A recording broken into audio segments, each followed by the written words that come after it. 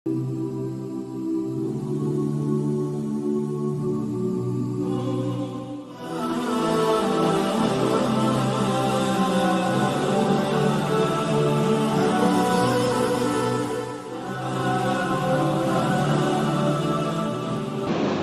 سامعین کرام، عزیزان گرامی، تمام تعریفیں اس رب کائنات کے لیے سزاوار ہیں جس رب کائنات نے ہم تمام کو ایک مختصر سی زندگی دے کر دنیا میں بھیجا ہے۔ دنیا حالات کی جگہ ہے، امتحان کی جگہ ہے۔ اللہ تبارک و تعالی آزمائش کے لیے، امتحان کے لیے ہمیں دنیا میں بھیجا ہے۔ قرآن میں اللہ نے فرمایا الذی خلق الموت والحیات لیبلوکم ایکم احسن عملا۔ اللہ فرماتا ہے میں تمہیں زندگی اس لیے دی ہے لیبلوکم، تاکہ میں تمہیں آزماؤں، پرکھوں، جانچوں، تمہارا امتحان لوں۔ اللہ دیکھنا چاہتا ہے کہ یہاں کون کامیاب ہوگا، کون ناکام ہوگا، کون اللہ کے حکم کے مطابق، نبی کے طریقے کے مطابق زندگی گزارے گا، کون اللہ کا حکم توڑ کر، نبی کا طریقہ چھوڑ کر زندگی گزارے گا۔ دنیا آزمائش گاہ ہے۔ اللہ اپنے بندوں کو مختلف طریقوں سے آزماتا ہے۔ جب یہ آزمائش گاہ ہے، امتحان گاہ ہے، تو یہاں حالات آئیں گے۔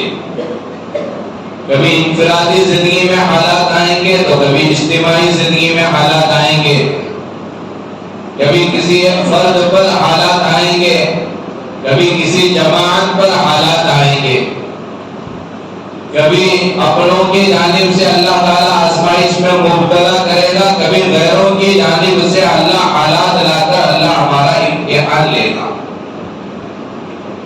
تو مختلف طریقوں سے ہمیں آزمایا جاتا ہے، امتحان لیا جاتا ہے، کیونکہ دنیا ہمارے لیے جنت نہیں ہے، دنیا ہمارے لیے قید خانہ ہے۔ اللہ کے نبی صلی اللہ علیہ وسلم نے ارشاد فرمایا الدنیا سجن المؤمن و جنت الکافر۔ دنیا مومن کے لیے، ایمان والوں کے لیے، مسلمانوں کے لیے، اللہ کے رسول کو ماننے والوں کے لیے قید خانہ، جیل خانہ ہے، اور یہ دنیا کافروں کے لیے جنت ہے۔ ہمارے لیے تو مرنے کے بعد جو زندگی آنے والی ہے وہاں جنت، جنت کی نعمتیں ہیں۔ یہ ہمارے لیے جیل خانہ، قید خانہ ہے، آزمائش گاہ ہے، امتحان گاہ ہے۔ یہاں آزمائش آتی رہیں گی، امتحان ہوتا رہے گا۔ دنیا میں مسلسل مسلمانوں پر اللہ تبارک و تعالیٰ کی آزمائشیں آ رہی ہیں، اور قرب قیامت کا زمانہ ہے، قیامت کے قریب کا زمانہ ہے۔ اللہ کے نبی صلی اللہ علیہ وسلم 1400 سال پہلے بتا کر گئے اب میں آ گیا، اب قیامت آنے میں دیر نہیں لگے گی، بس میں آیا تو یوں سمجھ لو کہ اب قیامت آ جائے گی۔ ایک اور حدیث میں اللہ کے نبی علیہ السلام نے فرمایا انا والساعۃ کہاتین، انا والساعۃ کہاتین، میرے اور قیامت کے درمیان، ان دو انگلیوں کے درمیان کا جتنا فاصلہ ہے، جگہ ہے، بس اتنی جگہ باقی ہے۔ میں اور قیامت دونوں کے درمیان صرف اتنا فاصلہ ہے جتنا دو انگلیوں کے درمیان فاصلہ ہے۔ تو سمجھ لو کہ کتنی قریب ہے قیامت۔ یہ نبی علیہ السلام 1400 سال پہلے کہہ کر گئے، بول کر جا کر بھی 1400 سال ہو گئے، تو سمجھو کہ کتنی قریب ہے قیامت۔ اور علامات قیامت نبی نے بیان کی کہ قیامت کے قریب ایسے فتنے ٹوٹ پڑیں گے، ایسے فتنے رونما ہوں گے، کقطع اللیل مظلما، جیسے اندھیری بڑھتی جاتی ہے، رات میں تاریکی بڑھتی جاتی ہے، ایسے ہی فتنے روزانہ رونما ہوں گے۔ تو خیر قیامت کے قریب فتنے زیادہ ہوں گے، آزمائشیں زیادہ آئیں گی، امتحان ہوگا ہمارا۔ اللہ ٹھونک بجا کر دیکھیں گے کہ آزمائش میں امتحان میں کون اسلام اور ایمان پر باقی رہتا ہے اور کون اسلام اور ایمان کو چھوڑ دیتا ہے. ام حسبتم ان تدخلوا الجنہ ولما یأتکم مثل الذین خلوا من قبلکم مستهم البأساء والضراء وزلزلوا حتى يقول الرسول والذین آمنوا معه متى نصر اللہ الا ان نصر اللہ قریب. جیسے پچھلی امتوں پر اللہ تعالیٰ مختلف طریقوں سے ان کا امتحان لیا، کبھی زمین کے ذریعے سے، کبھی سمندر کے راستے سے، کبھی آسمان سے، مختلف طریقوں سے اللہ انہیں آزمایا، انہیں ہلا دیا گیا. اور وہ امتیں جو پچھلے نبی کی تھی وہ پریشان ہو کر آزمائش برداشت نہ کرتے ہوئے اللہ کے نبی سے کہا، پوچھا، اے نبی جی تم کہتے ہو اللہ کی مدد آئے گی، متى نصر اللہ، بتاؤ تو صحیح اللہ کی مدد کب آئے گی؟ تو اللہ ہم سے کہہ رہا ہے کہ تمہیں بھی اسی طرح آزمایا جائے گا، تمہیں بھی پرکھا جائے گا. اب وہ حالات دن بدن ہم پر آ رہے ہیں. کبھی ہندوستان میں ہماری بستیوں میں مسلمانوں پر حالات آ رہے ہیں، کبھی عالم اسلام کا اگر جائزہ لیا جائے تو پوری دنیا کے اندر مسلمانوں پر حالات آ رہے ہیں. کبھی فلسطین کا مسئلہ چل رہا ہے، مسجد اقصی کا مسئلہ چل رہا ہے، چھوٹے چھوٹے بچوں کو مارا جا رہا ہے. اللہ کے نبی علیہ الصلوۃ والسلام نے فرمایا تھا قیامت کے قریب پورا باطل، پورے اللہ کے دشمن، نبی کے دشمن، مسلمانوں کو ختم کرنے کے لیے، اسلام کو ختم کرنے کے لیے، روئے زمین سے مسلمانوں کو مٹانے کے لیے ایسے ٹوٹ پڑیں گے، ایسے متحد ہوں گے، ایسے جمع ہوں گے جیسے دسترخوان کی مثال اللہ کے نبی نے دی. نبی نے کہا قیامت کے قریب مسلمانوں کو مٹانے کے لیے باطل جمع ہو کر ایسا ٹوٹ پڑے گا جیسے ایک دسترخوان ہے، دسترخوان پر قسم قسم کی غذائیں چیزیں رکھی ہوئی ہیں. جیسے ایک بھوکے کو اگر چھوڑا جائے تو جس طرح دسترخوان پر لپک جاتا ہے کھانے کے لیے، ٹوٹ پڑتا ہے کھانے کے لیے، قیامت کے قریب مسلمانوں کو ختم کرنے کے لیے باطل اللہ کے دشمن ایسے ہی ٹوٹ پڑیں گے. وہ بات آج دیکھنے کو مل رہی ہے کہ ہر جگہ کے مسلمانوں پر اللہ کا دشمن ٹوٹ پڑ رہا ہے مسلمانوں کو ختم کرنے کے لیے، اور متحد ہو رہا ہے، جمع ہو رہے ہیں. لہذا ہمیں استقامت کے ساتھ رہنا پڑے گا، ایمان میں مضبوطی لانا پڑے گا. معزز سامعین کرام، فلسطین کا تعلق مسلمانوں کے ساتھ بڑا گہرا تعلق ہے. وہاں سے ہمارا گہرا تعلق ہونے کے بے شمار وجوہات ہیں. اگر فلسطین ہی نہیں، دنیا کے کسی بھی علاقے کے، کسی بھی جگہ کے، کسی بھی خطے کے، کسی بھی ملک کے مسلمانوں پر اگر حالات آ جائیں تب بھی ہمارا یہ دینی فریضہ بنتا ہے کہ ہم وہاں کے لوگوں کے لیے کچھ کریں، جتنا ممکن ہو سکے کریں. جب فلسطین کے علاوہ، ارض مقدس کے علاوہ دنیا کے کسی اور جگہوں پر جب حالات آ جائیں، وہاں کے مسلمانوں کے لیے کچھ کرنے کا حکم ہمیں قرآن و حدیث سے ملتا ہے تو بدرجہ اولا فلسطین کے مسلمانوں کے لیے بھی کرنے کا حکم ہمیں ملتا ہے. اللہ کے نبی علیہ الصلوۃ والسلام نے فرمایا دنیا میں جتنے مسلمان جی رہے ہیں، جتنے مسلمان زندگی گزار رہے ہیں، نبی نے، ہمارے نبی نے، امام الانبیاء، تاجدار مدینہ، شافع محشر، ساقی کوثر جناب محمد رسول اللہ صلی اللہ علیہ وسلم نے فرمایا تم سب کے سب ایک جسم کے مانند ہو. توادہم تعاطفہم، آپس میں ایک دوسرے سے محبت کرنے کے لحاظ سے، ایک دوسرے پر رحم کھانے کے لحاظ سے، ایک دوسرے میں غم کے وقت میں ساتھ دینے کے لحاظ سے اللہ کے نبی علیہ الصلوۃ والسلام نے پوری دنیا کے مسلمانوں سے کہا تم سب کے سب ایک جسم کے مانند ہو. پورا ایک جسم ہے، سارے مسلمان گویا کہ ایک جسم کے مانند ہیں.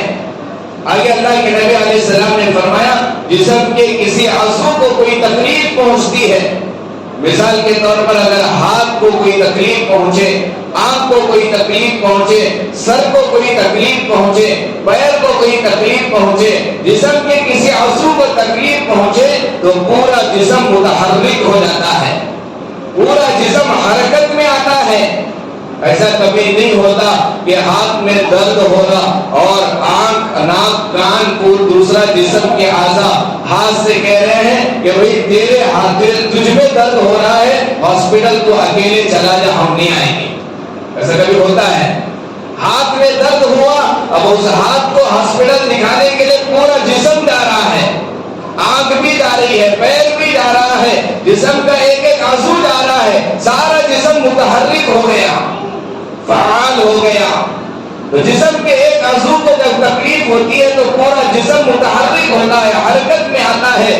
سر میں درد ہو رہا ہے, آنکھ سے آنسو بہ رہے ہیں. سر میں درد ہو رہا ہے, پیر چل کے جا رہے ہیں. سر میں درد ہو رہا ہے, منہ کے جلے سے گولی کھائی جا رہی ہے. پورا جسم متحرک ہوتا ہے. اگر ایک عضو کو تکلیف ہو, اللہ کے نبی علیہ الصلوۃ والسلام نے فرمایا یہ مثال بیان کر کے کہ پورے دنیا کے مسلمان ایک جسم کے مانند ہیں. اگر شمال کے جانب کے مسلمانوں کو تکلیف پہنچے, مشرق کے جانب میں حرکت ہو, مشرق کے جانب کے مسلمانوں کو تکلیف پہنچے, شمال کے جانب کے مسلمانوں کے اندر حرکت آئے. دنیا کے کسی بھی کونے میں مسلمانوں پر کوئی آفت آ جائے, مصیبت آ جائے, پریشانی آ جائے, اگر کسی فتنے کا شکار ہو جائے, پورے مسلمانوں کو متحرک ہونا چاہیے, ایک ہونا چاہیے کہ بھئی ان کی تکلیف کو کیسے دور کیا جائے, ان کی مصیبت کو کیسے دور کیا جائے.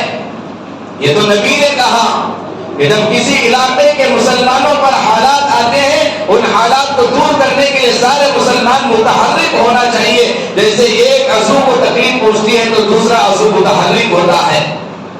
اور رہا مسئلہ فلسطین کا, مسجد اقصی کا, بیت المقدس کا, جب اس مقدس زمین کے مسلمانوں پر حالات آ جائیں تو بدرجہ اولا ہمیں ان کے لیے کچھ کرنا پڑتا ہے, کیونکہ ہمارا اس زمین سے ایک خاص رشتہ ہے, ایک خاص تعلق ہے. مسجد اقصی سے ہمارا خاص تعلق ہے, خاص رشتہ ہے. وہاں کی سرزمین سے ہمارا خاص رشتہ اور خاص تعلق ہے. بے شمار چیزیں وہاں کی زمین کے متعلق, مسجد اقصی کے متعلق قرآن و حدیث میں بیان کی گئی. پوری تاریخ میں جانے کے لیے وقت نہیں ہے. اس زمین سے ہمارا رشتہ خاص کیوں ہے؟ آپ تاریخ کا مطالعہ کریں, تاریخ اٹھا کر دیکھیں کہ روئے زمین پر سب سے پہلی مسجد جو بنائی گئی, سب سے پہلی مسجد جو بنی وہ مسجد حرام ہے, کعبۃ اللہ ہے, کعبہ ہے. یہ زمین کی سب سے پہلی مسجد بنانے کے اعتبار سے, تعمیر کے اعتبار سے سب سے پہلی مسجد جو زمین پر بنی وہ مسجد حرام بنی. کعبۃ اللہ کو تعمیر کیا گیا. اور اگر زوئے زمین پر دوسرے نمبر پر جو اللہ کا گھر بنا, وہ دوسرے نمبر پر زمین پر اللہ کا گھر جو بنا ہے وہ مسجد اقصی بنی ہے. کتنا مقام و مرتبہ ہے مسجد اقصی کا کہ بننے کے اعتبار سے, تعمیر کے اعتبار سے دوسرے نمبر پر مسجد اقصی بنائی گئی. آپ حدیثوں کا مطالعہ کریں, روایتوں کا مطالعہ کریں. یہاں تک حدیث کی ایک روایت میں ملتا ہے حضرت ابراہیم علیہ السلام جو کعبے کو بنانے والے, کعبے کی تعمیر کا کام انجام دینے والے, اپنے بیٹے حضرت اسماعیل کو لے کر لکھا ہے ایک روایت میں, کعبے کی تعمیر سے فارغ ہو کر خود حضرت ابراہیم علیہ السلام نے مسجد اقصی کو بنایا ہے, مسجد اقصی کی تعمیر کی ہے. وہ زمین کتنی مقدس ہے ہمارے لیے. جب زمین مقدس ہے تو وہاں کے مسلمان بھی ہمارے لیے بڑے مقدس ہیں. وہاں کے لیے کچھ کرنا ہمارا فریضہ بنتا ہے, دینی فریضہ بنتا ہے. نمبر ایک, ہمارا تعلق فلسطین سے, مسجد اقصی سے, اس زمین سے اس لیے ہے کیونکہ وہ زمین پر دوسرے نمبر پر اگر کوئی مسجد بنی ہے تو وہ مسجد اقصی بنی. اور اگر تاریخ کا اگر آپ مطالعہ کریں, اللہ کے نبی علیہ الصلوۃ والسلام نے ارشاد فرمایا لا تشد الرحال الا الى ثلاثه مساجد. اگر کوئی بندہ سفر کرنا چاہے مسجدوں کا, عبادت کی نیت سے, عبادت کی نیت سے کسی مسجد کا سفر کرنا چاہے, اللہ کے نبی علیہ الصلوۃ والسلام نے فرمایا زمین پر 3 مسجدیں ایسی ہیں جن کے لیے, جن مسجدوں میں جا کر عبادت کرنے کے لیے سفر کرنا چاہے تو کر سکتے ہیں. 3 ہی مسجدوں کا تذکرہ عبادت کی نیت سے سفر کرنے کے لیے. لا تشد الرحال الا الى ثلاثه مساجد، 3 مسجدوں کے جانب 3 مسجدوں کا سفر کر سکتے ہیں عبادت کے لیے۔ اللہ کے نبی نے فرمایا پہلی مسجد المسجد الحرام، مسجد حرام، کعبہ مکہ جا سکتے ہیں مسجد حرام میں عبادت کرنے کی نیت سے۔ اور دوسرا اللہ کے نبی علیہ الصلوۃ والسلام نے فرمایا مسجد الرسول صلی اللہ علیہ وسلم، مسجد نبوی، مدینے میں جو ہے مسجد نبوی جہاں اللہ کے نبی علیہ الصلوۃ والسلام آرام فرما رہے ہیں، اس مسجد کے جانب عبادت کی نیت سے سفر کرنا چاہو تو سفر کرو۔ اور تیسری مسجد جہاں کے سفر کرنے کے تعلق سے نبی نے کہا المسجد الاقصی، مسجد اقصی کی جانب اگر سفر کرنا چاہو عبادت کی نیت سے سفر کر سکتے ہو۔ تو 3 مسجدوں کی فضیلت خصوصیت کے طور پر اللہ کے نبی نے بیان کی۔ نمبر 1 مسجد حرام، نمبر 2 مسجد نبوی، نمبر 3 مسجد اقصی۔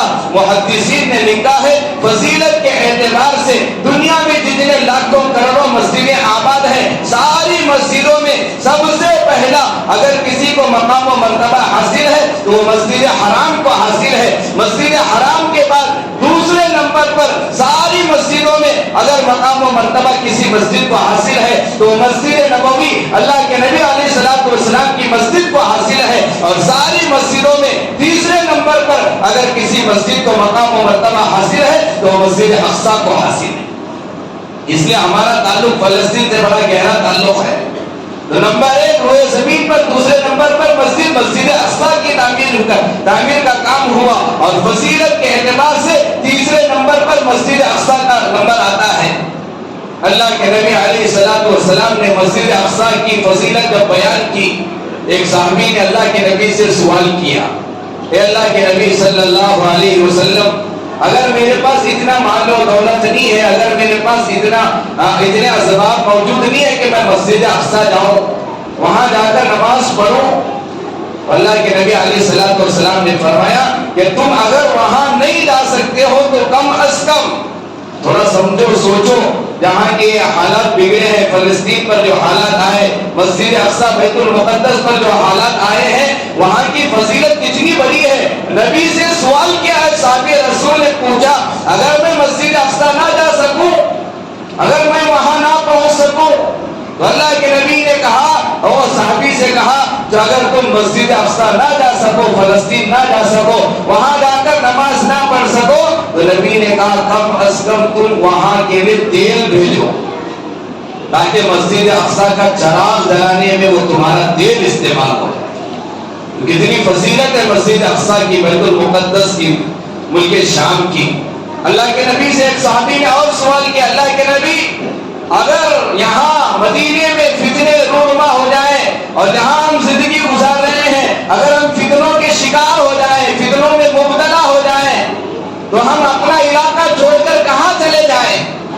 اللہ کے نبی علیہ الصلوۃ والسلام نے فرمایا اگر تمہارے علاقے میں فتنے رونما ہو جائیں، فتنوں کے اندر مبتلا ہونے کا اگر تمہیں اندیشہ ہے تو تم اپنا علاقہ چھوڑ کر اپنا علاقہ چھوڑ کر اپنا شہر چھوڑ کر فلسطین کا، ملک شام کا سفر کرو، وہاں تم فتنوں سے محفوظ ہو جاؤ گے۔ اور اللہ کے نبی نے کہا کہ یہ زمین جو فلسطین کی اتنی مقدس زمین ہے، ملک شام ہمارے لیے اتنا مقدس ہے، 1400 سال پہلے اللہ کے نبی نے بیان کیا کہ یہ وہ زمین ہے، یہاں حشر و نشر ہوگا۔ کیا مطلب ہے؟ قیامت کے دن حساب کتاب کی جو زمین ہے دنیا میں، وہ ملک شام کی زمین ہے، وہ بیت المقدس کی زمین ہے، وہ فلسطین کا علاقہ ہے، وہیں حشر، میدان محشر قائم ہوگا۔ اور نبی نے کہا وہیں نشر سے مراد قبروں سے لوگ اٹھ کر وہیں کی طرف چلیں گے۔ اس لیے اس کا تعلق ہمارے ساتھ بڑا گہرا ہے۔ وہاں کے چھوٹے چھوٹے بچے اس زمین کی حفاظت کے لیے، مسجد اقصی کی حفاظت کے لیے اپنی جان کی قربانی دے رہے ہیں، تو ہم ایسے ہی سوئے ہوئے ہیں، بے فکری میں مبتلا ہیں۔ خالی اسٹیٹس رکھ دینے سے کام چلے گا کیا؟ کبھی ہم نے ان کے لیے 2 رکعت نماز پڑھی صلاۃ الحاجہ؟ اپنے اوپر حالات آتے ہیں، میرے اوپر اگر کوئی بیماری آتی ہے، گھر میں کوئی حالات بگڑتے ہیں، جب ہمیں صلاۃ الحاجہ یاد آتی ہے، جب ہمیں مولانا یاد آتے ہیں، جب صدقہ یاد آتا ہے، لیکن اس مقدس زمین کے مسلمانوں پر دن و رات حالات آ رہے ہیں، کھانے پینے کا مسئلہ بنا ہوا ہے، وہاں پانی کا مسئلہ بنا ہوا ہے، وہاں پر لائٹ وغیرہ کا انتظام صحیح سے نہیں ہے، ان کی رات چین سے وہ نہیں سو رہے ہیں، وہ دن میں چین سے دن نہیں گزار رہے ہیں، چھوٹے چھوٹے بچے تڑپ رہے ہیں، طرح طرح کے ویڈیوز ہمارے پاس آ رہے ہیں، لیکن ہم اپنے کاروبار میں اپنی بیوی بچوں کے ساتھ اور اپنے عیش و عشرت کے اندر مزے سے زندگی گزار رہے ہیں۔ کل قیامت کے دن کیا وہ معصوم بچے ہمیں نہیں پوچھیں گے؟ کیا کل قیامت کے دن وہ معصوم بچے اللہ کے سامنے ہماری شکایت نہیں کریں گے؟ ان کی عمر ہی کیا ہے جو اپنی جان کی قربانی دے رہے ہیں؟ اللہ کے نبی علیہ السلام نے 1400 سال پہلے کہہ کر گئے ہیں، نبی کی بات کبھی غلط نہیں ہوتی، کہ ملک شام میں لڑنے والے مسلمان ہمیشہ غالب رہیں گے، فتح تو ہمیں ہی حاصل ہوگی، لیکن اس میں جو قربانی کے ذریعے سے حصہ دیں گے، اللہ اس میں ان قربانیوں کا حصہ انہیں بھی نصیب کرے گا، ثواب میں حصہ انہیں بھی ملے گا۔ وہ بہت مقدس زمین ہے، جس زمین کے متعلق مسلمان لڑ رہے ہیں، اپنی جانوں کی قربانی دے رہے ہیں، اگر وہ زمین مقدس نہیں ہوتی تو اللہ تبارک و تعالی میرے اور آپ کے آقا تاجدار مدینہ جناب محمد رسول اللہ صلی اللہ علیہ وسلم کو جب معراج پہ بلایا تو اللہ تعالیٰ مکے سے مسجد حرام سے ڈائریکٹ پہلے آسمان پہ بلا سکتا تھا، لے جا سکتا تھا، لیکن اللہ تعالیٰ قیامت تک آنے والے مسلمانوں کو یہ پیغام دینا چاہتا ہے، یہ سبق دینا چاہتا ہے کہ مکے کے بعد مدینے کے بعد روئے زمین پر سب سے مقدس زمین اگر کوئی ہے تو وہ مسجد اقصی بیت المقدس کی زمین ہے۔ اس لیے اللہ تعالیٰ معراج کے سفر کو بتایا کہ معراج کا سفر شروع ہوا مکے سے، لیکن اللہ کے نبی وہاں سے سیدھا پہلے آسمان پہ نہیں گئے، وہاں سے مسجد اقصی گئے۔ کیوں گئے؟ زمین مقدس ہے، جگہ مقدس ہے، اسی لیے تو گئے، اسی لیے وہاں کے مسلمانوں کے دل میں اس زمین کی اتنی محبت ہے کہ نبی کا معراج کا سفر شروع ہوا مکے سے، پھر وہاں سے اللہ کے نبی برات پر وہاں مسجد اقصی ہے، اور جتنی بڑی فضیلت حاصل ہے اس زمین پر، جس زمین پر جس مسجد میں مسجد اقصی میں امامت امام الانبیاء نے کی، بیک وقت ایک ہی وقت میں حضرت آدم علیہ السلام سے لے کر میرے اور آپ کے آقا جناب محمد رسول اللہ صلی اللہ علیہ وسلم پورے انبیاء، پورے رسول، سارے نبی ایک وقت میں کسی زمین پر اترے ہیں، کسی زمین پر کھڑے ہیں، تو ارض مقدس مسجد اقصی کی وہ جگہ ہے۔ اتنی مقدس جگہ ہے وہ، سارے نبیوں کا مجمع وہاں، سارے نبیوں کا اجتماع وہاں، سارے نبیوں کی نماز ایک وقت میں اگر کسی مسجد میں ہوئی وہ مسجد اقصی میں ہوئی۔ یہ ہے ہماری تاریخ، ایسے ہی چھوڑ کر دے دیں گے دشمنوں کو، باطل کو ایسے حوالے کریں گے۔ اس زمین کی محبت وہاں کے چھوٹے چھوٹے بچوں کے دلوں میں ہے، اس لیے وہاں کے بچے اپنی جان دینا انہیں پسند ہے، لیکن مسجد اقصی چھوڑنا انہیں پسند نہیں ہے، اور ہم سوئے ہوئے ہیں، بے فکری کے شکار ہیں، ایسے ہی جی رہے ہیں عیش و عشرت کی زندگی۔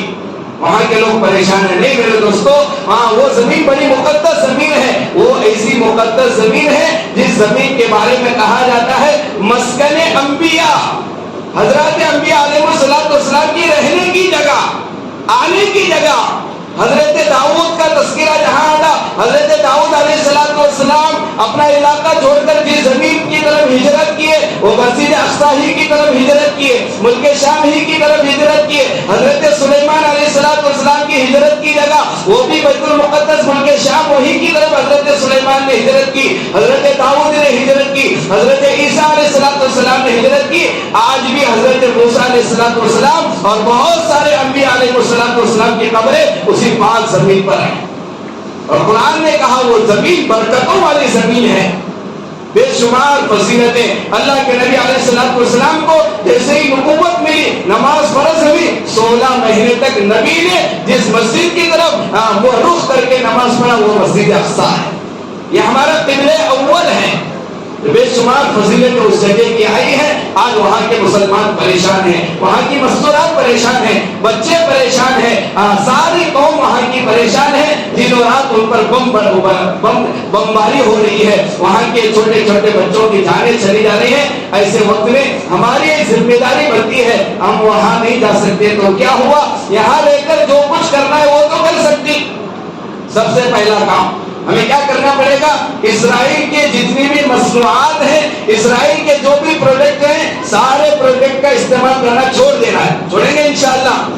جو جو چیزیں وہاں سے تیار ہوتی ہیں، جو جو چیزیں وہاں سے بنتی ہیں، ہم یہاں رہ کر جو کر سکتے ہیں کریں گے. سب سے پہلی چیز وہ ساری فہرست، ساری لسٹ واٹس ایپ میں آ گئی ہے، اور آپ بھی تحقیق کرو کہ کون کون سی پروڈکٹ اسرائیل تیار کرتا ہے. وہ ہمارا دشمن ہے، وہ مسلمانوں کا دشمن ہے، وہ مسجد اقصی کا دشمن ہے، اور اللہ کے رسول کا دشمن ہے. سب سے پہلا کام وہاں کی بنی ہوئی چیز کا ہم استعمال نہیں کریں گے انشاءاللہ، نہیں کریں گے انشاءاللہ.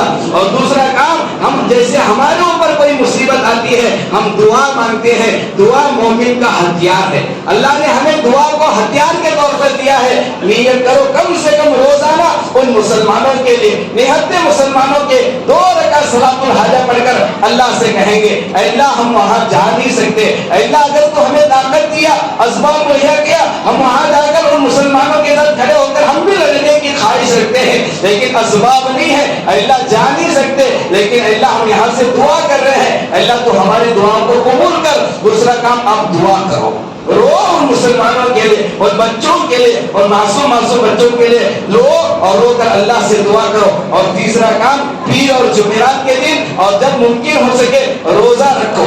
حالات کے سازگاری کے لیے روزہ رکھ کر دعا کرو، نذرات الحاجہ پڑھ کر دعا کرو. اور چوتھا کام یہ کرنا ہے کہ صدقہ بھی ہمارے لیے بہت بڑا ہتھیار ہے. جب ہم پر کوئی مصیبت آتی ہے تو ہم صدقہ نکالتے ہیں. اب یہ فلسطینی مسلمانوں پر حالات آئے ہیں، پورے دنیا کے مسلمانوں پر بالعموم حالات آ رہے ہیں، ان حالات کو سازگار بنانے والا اللہ ہے. لہذا صدقہ نکال کر آپ دعا کرو، صدقہ دو ان مسلمانوں کے لیے. انشاءاللہ ہمارا صدقہ، ہماری دعا، ہمارا روزہ، ہمارا ان مصنوعات کا بائیکاٹ کرنا، یہ چھوٹے چھوٹے کام اگر اللہ کو پسند آ جائے، کل قیامت کے دن اللہ پوچھے گا تو ہم جواب دے سکیں گے.